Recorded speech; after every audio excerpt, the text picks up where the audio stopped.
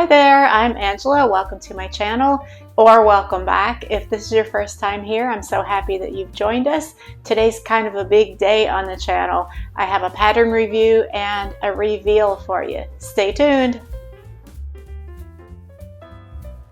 The pattern that I made is the True Bias Shelby, and I'll give you more details about the pattern, but I just want to say this has been kind of a fun little group project, so to speak.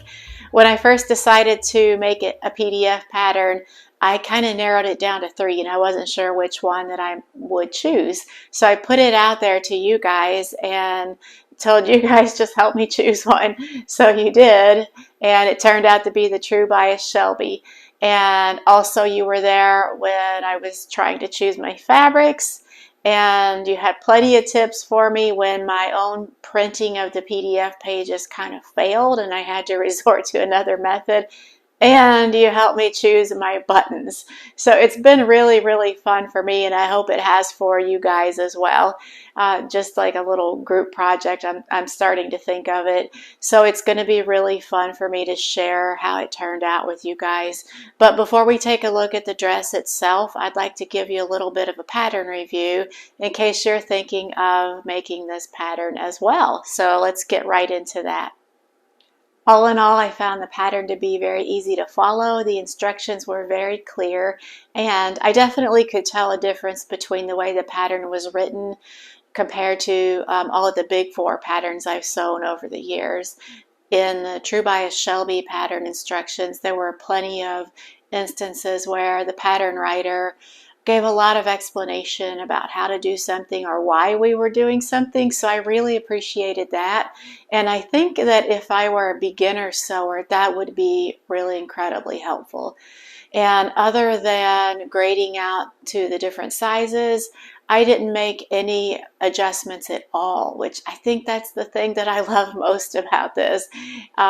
Choosing the right size for each of my different body areas was perfect. It led to a pretty much perfect fit, and I don't usually get that too often.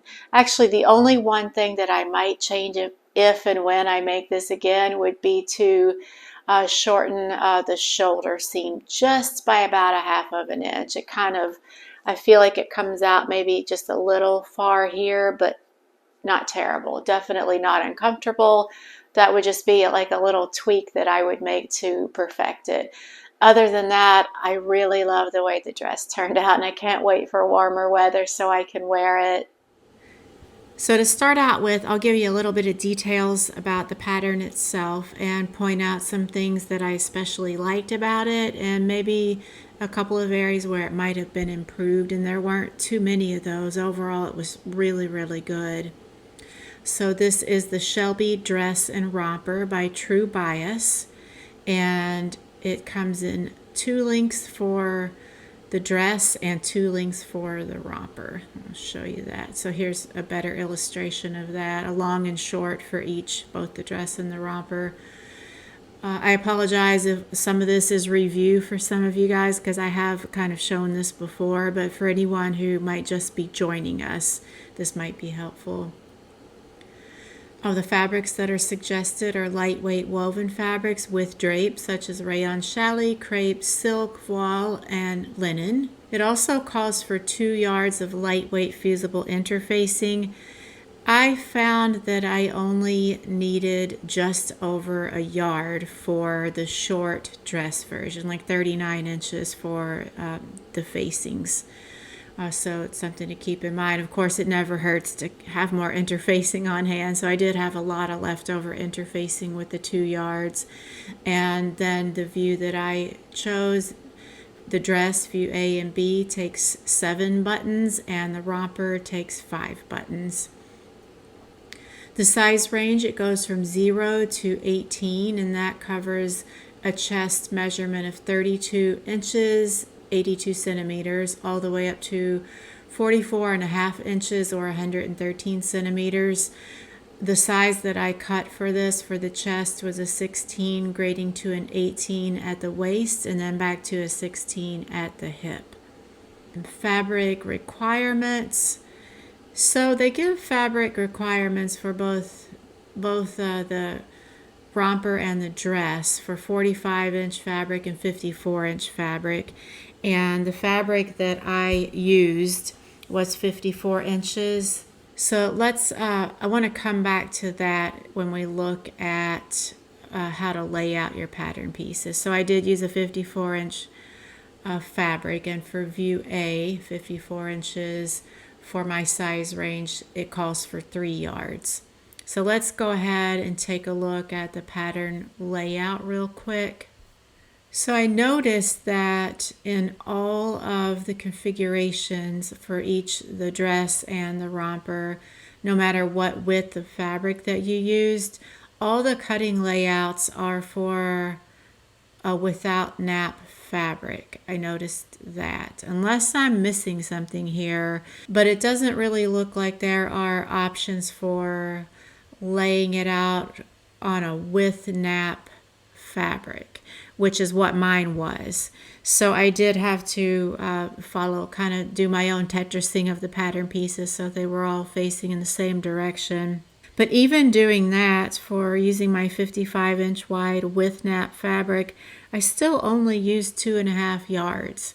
So I would suggest that if you're going to make this, to definitely lay all your pieces out. And I do this with any garment I'm making anyway. I go ahead and lay all my pieces out to start with, because I don't want any unpleasant surprises, or I don't have enough fabric after all, after I've cut almost everything out. So I would suggest definitely laying your pieces out first, making sure you have enough fabric before you start cutting.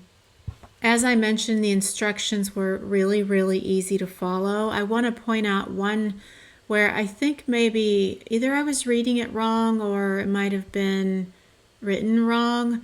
So regarding the waist ties here in step 5, they instruct that you sew the waist ties together with wrong sides touching, when really you're sewing them together with right sides touching and then turning them inside out. Maybe I'm misunderstanding something there, and it looks like the illustration shows right sides together.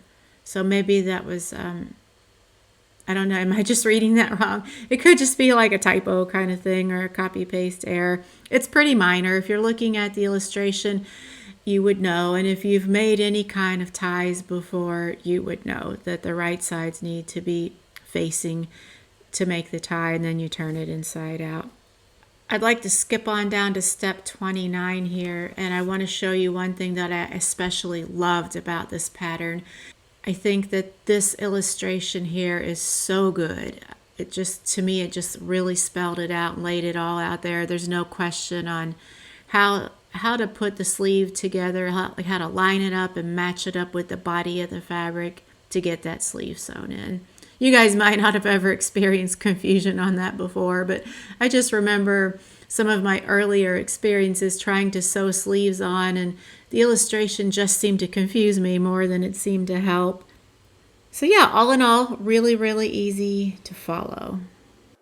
So if you guys are ready, let's go ahead and take a look at the dress as I'm wearing it. Let me know what you think.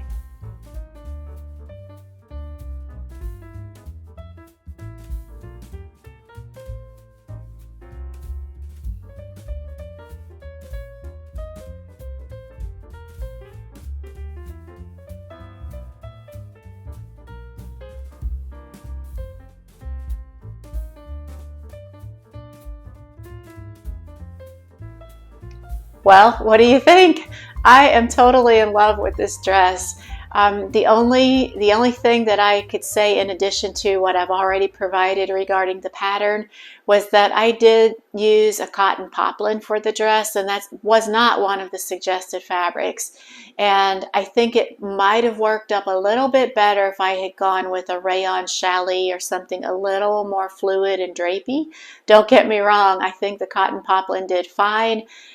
It's not like as like swingy of a dress as I think the pattern is intended to be, but it's still such a cute dress.